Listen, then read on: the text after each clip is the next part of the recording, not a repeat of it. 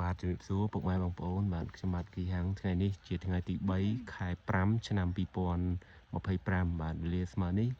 ម៉ោង 2:40 នាទីជាងហើយបាទមេឃក៏រលឹមស្រេចភ្លៀងរួចបាទអញ្ចឹងខ្ញុំបាទក៏មកបង្ហាញវីដេអូដែលសកម្មភាពក្រុមការងារមានប្រពន្ធមានម៉ែមានប្អូនហើយនឹងមានក្មួយបាទមកជួយតែងផ្លែលម៉ើបាទមេតិជាបាទឥឡូវនេះគឺជាពូជ Brem ដែលមានលេខកូដ125បាទពូជ Brem បាទបងប្អូនមើលបាទក្នុងមួយដើមនេះនេះជាផ្លែឆ្នាំលើកដំបូងបាទឆ្នាំលើកដំបូងមួយដើមនេះមានប្រមាណធ្លាយទៅរាប់ទាំងអស់គ្នាបាទ1 2 3 4 5 6 7 8 9 10ធ្លាយបាទ10ធ្លាយអញ្ចឹងមានធ្លាយខ្លះក៏ផ្លែច្រើនធ្លាយខ្លះក៏ផ្លែតិចធ្លាយខ្លះវាកំពុងតែ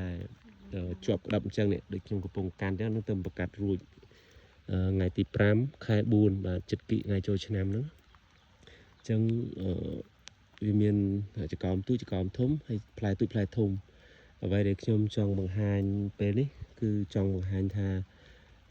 ការតែងផ្លែបាទការតែងផ្លែអញ្ចឹងមើលដៃម៉ែខ្ញុំគាត់កំពុងទៅប្រឡេះហ្នឹងគឺផ្លែវាស្ញាស់ស្ញែកពេញនឹងទាំងអស់នេះហើយបើកាលណាយើងបន្តទុកផ្លែនឹងអត់តែងសោះអញ្ចឹង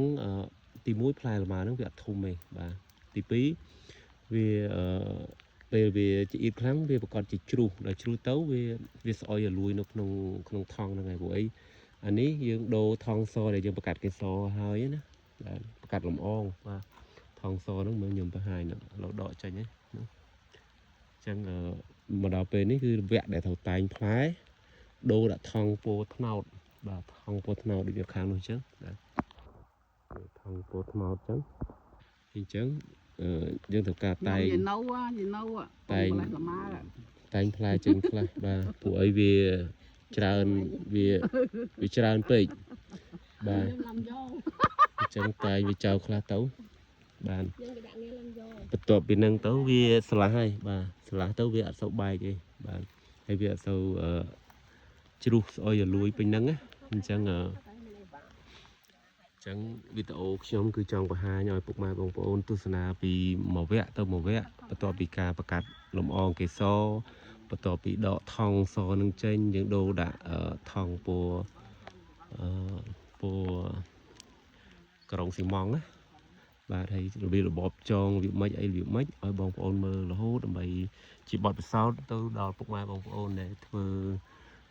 ក្រោយកុំឲ្យខុសបាទធ្វើឲ្យត្រូវតាមក្បួនខ្នាតបច្ចេកទេសអញ្ចឹងយើងប្រកាសជាបានផល 100% បាទអញ្ចឹងអរគុណច្រើនសម្រាប់ពុកម៉ែបងប្អូនដែលបានទស្សនាវីដេអូរបស់ខ្ញុំបាទអរគុណជម្រាបលាបាទ